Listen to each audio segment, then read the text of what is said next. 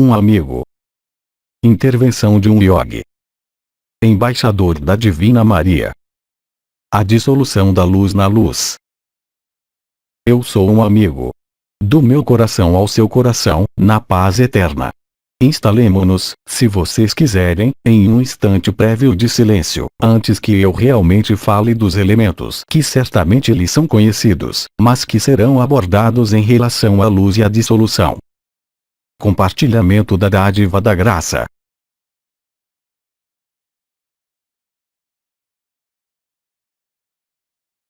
Nós vamos partir, se vocês quiserem, de elementos que foram comunicados há alguns anos. Fazendo um paralelo, é claro, com o que foi dado, que foi transmitido pela maior parte dos ensinamentos, orientais como ocidentais. Aí onde vocês estão, há uma inversão, associada à falsificação. Aí onde vocês estão, não é o que vocês são. O Oriente fala da Maya. No Ocidente, Cristo disse: vocês estão neste mundo, mas vocês não são deste mundo. Do princípio de falsificação, em ressonância com a luz oblíqua, de través, resulta uma distorção da consciência. Esta distorção resulta da ausência de liberdade da luz, em meio a este mundo. Daí decorreu uma sequência lógica de confinamentos. Do pensamento, do corpo. Uma limitação, até mesmo, da biologia, do núcleo celular. O mundo da Maya é uma sucessão de efêmeros da vida de vocês, dando o sentimento de uma continuidade, instaurada e amplificada por todos os mecanismos memoriais, arquiteturais, e tradicionais. Os anjos do Senhor, denominados Vegalianos, explicaram para vocês, há muito tempo, que eles não podiam vê-los já que vocês estão na sombra, e que o fluxo de luz presente sobre esta terra, mesmo isso tendo mudado, de maneira considerável, recentemente, não permite estabelecer, nem a transparência, nem a ressurreição, nem a transcendência. A melhor imagem, já que é preciso, é certamente, uma consciência ocultada.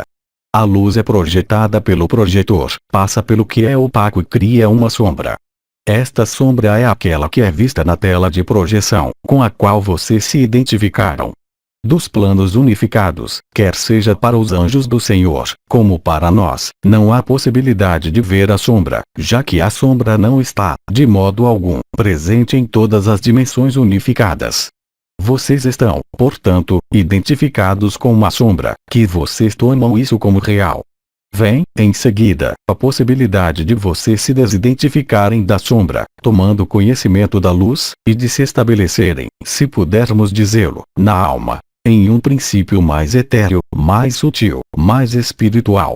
Mas a alma, neste exemplo, é apenas o que está barrando a luz, e que permite ver uma sombra.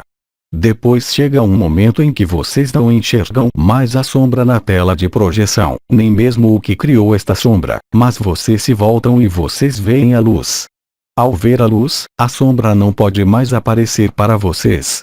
Há ainda uma distância, já que a luz está situada no projetor, que está distante, na fonte. Ao se desengajarem e não se identificarem mais com a sombra, e com a própria projeção, ocorre, se houver aceitação, o processo de dissolução pela luz. Este é precisamente, na falta de chamá-lo de outro modo, o momento em que toda a distância desaparece, o problema sendo que, enquanto vocês olharem para a sombra se mexendo na tela, a luz não vai aparecer como tal. A luz, para vocês, é uma utopia. No nível das ciências, a luz poderia ser chamada de buraco negro. Vocês estão invertidos. A luz do dia, a luz visível, não é a luz, ela é apenas o reflexo. Tomar o reflexo como identidade, ou a sombra como identidade, cria esta identidade. O que torna incapaz de conectar com o que cria a sombra, de conectar com o que apareceu na tela na própria projeção, causando a distância da luz. A dissolução põe fim à identificação. Com uma sombra, com o que apareceu na tela, com um projetor e com uma fonte aparente, distante da luz. O que intercepta a luz, independentemente de onde vocês estiverem situados, na sombra projetada, no que foi feito na tela pela luz, no próprio projetor, é exatamente o que se opõe à dissolução. Isso pode ser chamado de várias maneiras. Isso foi dito, logo antes de mim, por Sri Aurobindo, como sendo os apegos. Sempre será possível encontrar palavras, imagens, metáforas ou símbolos ilustrando isso, mas tomar consciência disso não é vivê-lo, já que mesmo a tomada de consciência não permite resolver a própria sombra contida na tela de projeção. Qual é a única maneira que permite a sombra projetada, ao que foi feito na tela pela luz, e também ao projetor, desaparecer? É a dissolução. Este mecanismo de dissolução envolve uma série de reversões, ilustradas por diferentes passagens. A passagem da garganta, o local do que é denominado karma, o corpo causal, a reversão da personalidade para a alma, a reversão do fogo da matéria, voltado para a matéria, que se desvia da matéria e se volta para o espírito. É a retificação da obliquidade da luz, é o endireitar da terra, a fim de que ela não fique mais oblíqua, em relação à luz. A dissolução da luz age dessa maneira. A luz age dessa maneira. Mas para agir, de maneira total, é preciso que não haja desvio da luz, pelo que bloqueou a luz, e pela própria sombra. As reversões podem ser dolorosas, já que a última delas foi denominada crucificação e ressurreição. Os elementos de apoio foram fornecidos a vocês. O yoga da verdade, a nova triunidade, a onda da vida, o manto azul da graça, e diferentes elementos comprovando, pela comunhão, a existência de outras dimensões. Será que isso é suficiente para fazer desaparecer a sombra, mesmo vocês não enxergando mais a sombra? Não. Pois o que desaparece, a fim de que a sombra não exista mais, é simplesmente o que barrou a luz, ou seja, a alma. Enquanto a alma existir, voltada para a matéria, ou voltada para o espírito, há prosseguimento da experimentação. Há, em um caso, a consciência de uma projeção da luz, a fonte, e no outro caso, a ausência desta consciência. Mas enquanto esta interface existir, não pode ali ter dissolução na luz. Pode ali ter consciência da luz e, portanto, o que é chamado de despertar, mas não pode haver liberação. Ser liberado é então não mais ser afetado por uma sombra projetada, nem pelo que cria a sombra projetada. É sair da identidade, sair da forma, sair de qualquer distância, é encontrar-se então no coração do coração, ou no centro do centro, ali, onde não existe mais interferência, opacidade, obstáculo.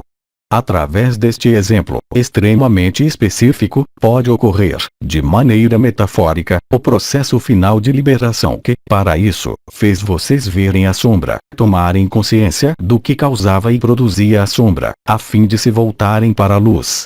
E aceitar, finalmente, que a luz não está distante, e que tampouco existe a tela. Que a tela, e o que aparecia, eram apenas, em última análise, uma anomalia de percepção. Essas anomalias de percepção têm as suas próprias regras, denominadas ação/reação, dualidade, sofrimento, bem e mal. Elas se aplicam, essas regras, em meio a um contexto onde a luz foi desviada.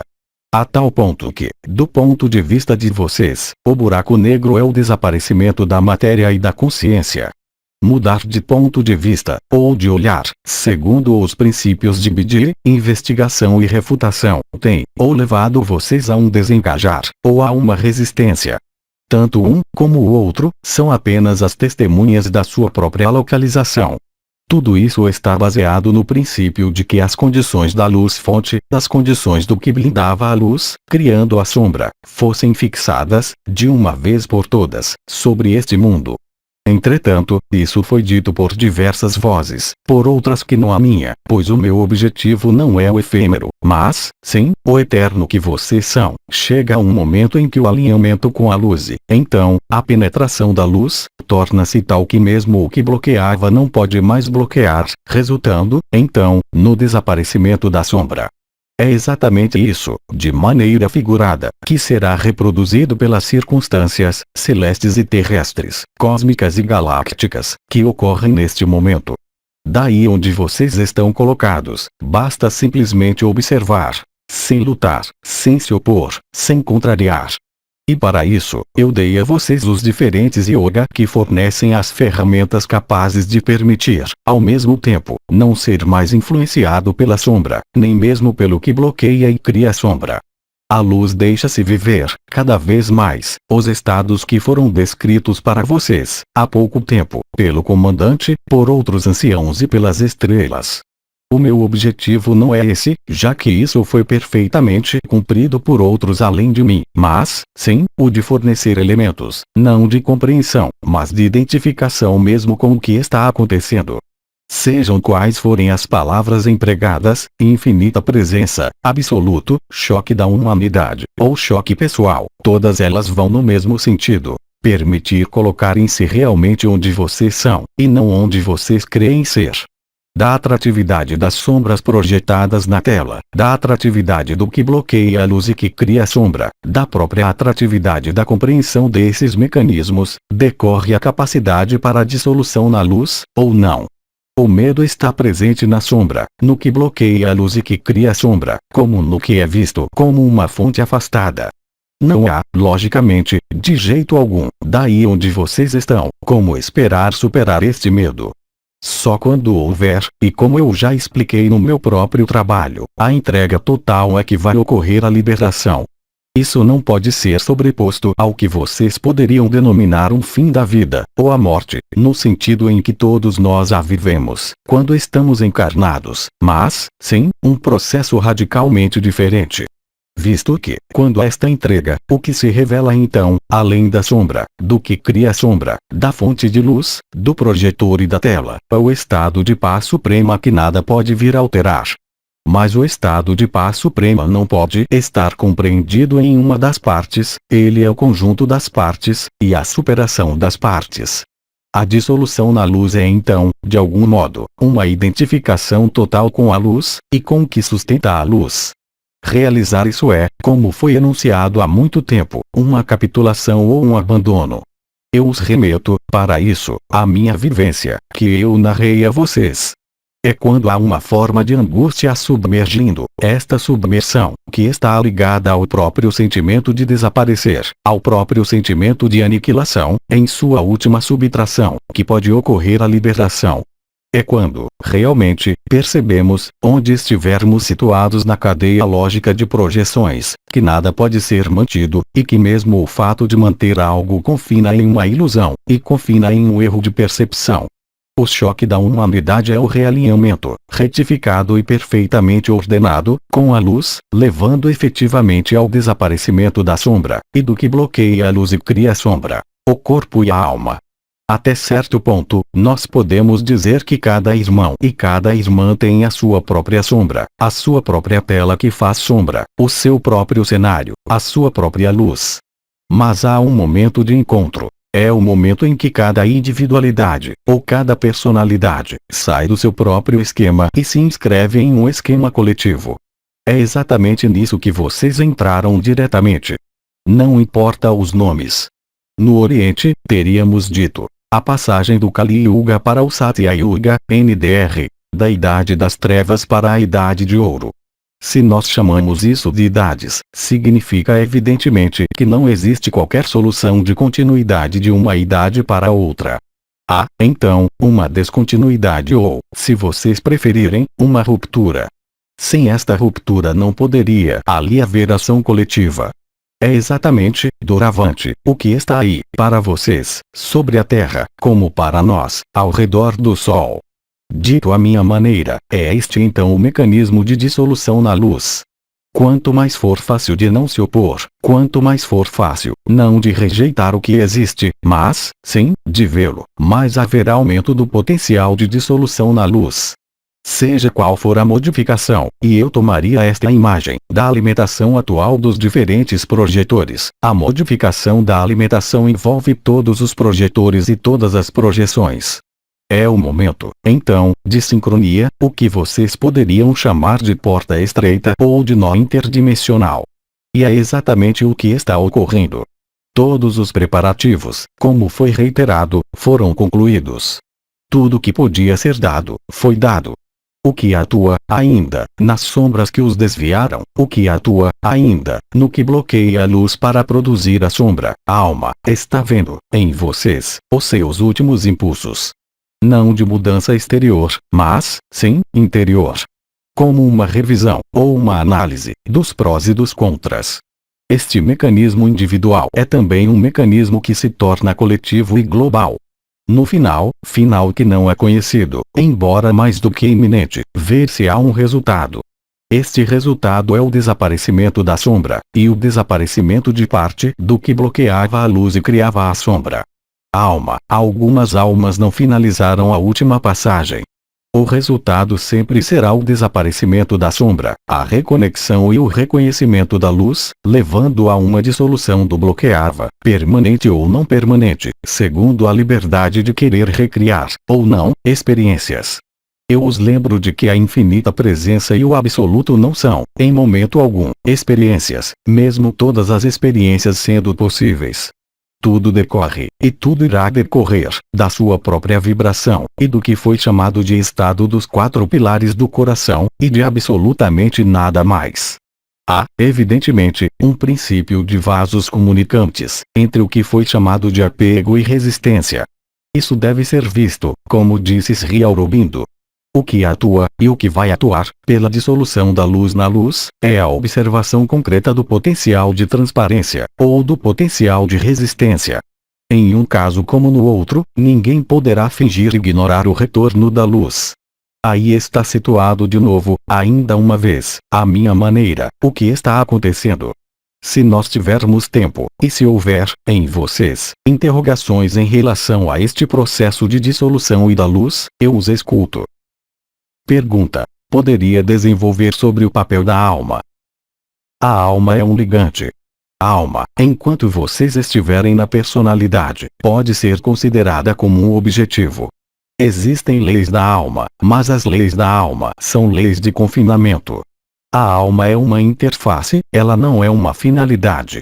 A alma está ligada à manifestação em meio a esta matriz. A alma deve ser queimada pela luz. É a destruição do corpo causal, permitindo a liberação. Isso é comum, eu diria, na maior parte dos ensinamentos ditos espirituais. Simplesmente, alguns fizeram da alma uma finalidade, e não mais um intermediário. O problema da alma, mesmo invisível, é que ela mantém o princípio de causalidade. A absoluta presença, ou a infinita presença, é então a liberação kármica, individual, obtida pela passagem da garganta e pela última reversão da ressurreição, favorecida pelo impulso metatrônico, pelo manto azul da graça. Quando o envelope da alma, o corpo causal, é queimado, na totalidade, então, também, a onda da vida terminou a sua passagem. A alma é uma coloração, uma tonalidade, mas ela não é a totalidade. Aquele que está apegado à sua pessoa, ou à sua alma, tem a liberdade mais total. Mas a alma não é o espírito, a alma não é o absoluto. Pergunta: se não reagirmos mais a nada, podemos conhecer, desta forma, o nosso destino. Não mais reagir a nada, esperando conhecer um futuro, estritamente de nada serve. Isso mantém uma projeção, uma curiosidade, e o mental. Permanecer tranquilo, como eu defini, não é simplesmente uma questão de não reação. Permanecer tranquilo e viver a paz, é o mais importante. Não, definir um destino. Um destino apenas é visto, como tal, pela personalidade. Pergunta: só o abandono à luz permite fazer com que a alma não seja mais um obstáculo? Não, o abandono à luz faz a alma tomar consciência da luz. Somente o abandono do se dissolve a alma. Pergunta: qual é a diferença entre não reagir aos acontecimentos e permanecer tranquilo? Permanecer tranquilo é uma atitude interior que nada tem a ver com qualquer acontecimento externo. É um estado da consciência. Considerar a reação ou a não reação é uma atitude da pessoa ou da alma, mas, em caso algum, o acesso da consciência à infinita presença. A questão não é colocada assim: aquele que está estabelecido na infinita presença, ou que está estabelecido além de todo o estado, no absoluto com forma, não faz este tipo de pergunta. Fazer este tipo de pergunta mantém a ilusão da pessoa. Nunca haverá qualquer melhoria, mas, sim, uma transcendência direta, vivenciada no momento específico, refletindo o próprio abandono do si. Enquanto se perguntar sobre o abandono do si, ele não pode ser vivenciado. A capitulação, o que foi descrito durante o meu testemunho referente à minha última vida, seria semelhante a uma angústia, a angústia do desaparecimento e da aniquilação. É aceitando render-se a isso que se estabelece a tranquilidade, nunca antes disso. Isso foi ilustrado, para alguns de vocês, quando a onda da vida, subindo do solo e do núcleo cristalino, pelas suas pernas, até os 2 primeiros chakras, encontrou exatamente este mecanismo. Permanecer tranquilo não é uma atitude do mental, ou uma decisão intelectual, ainda menos uma decisão da pessoa. E agora, a tomada de distância em relação à sombra projetada na tela, e do que cria a tela que projeta a sombra, que leva à tranquilidade. Pergunta: como atingir isso, enquanto nos dizem, ao mesmo tempo, para permanecer no mundo, para trabalhar nas ocupações? Se vocês não estiverem no mundo, sobre este mundo, vocês não podem justamente, de modo algum, ser absoluto com forma. Pois, retirar-se do mundo, é uma reação. Acreditar que é preciso estar em uma gruta, em um monastério, em um ashram, ou em qualquer outro tipo de templo, é um erro da pessoa. A mudança de olhar nada tem a ver com as suas mudanças de circunstâncias de vida. Guardadas as devidas proporções, é como se você me perguntasse como morrer sem morrer. Nós não temos mais perguntas, nós lhe agradecemos. Irmãos e irmãs, do meu coração ao seu coração, a paz e o amor. Um amigo saúda vocês, até logo. Mensagem atemporal.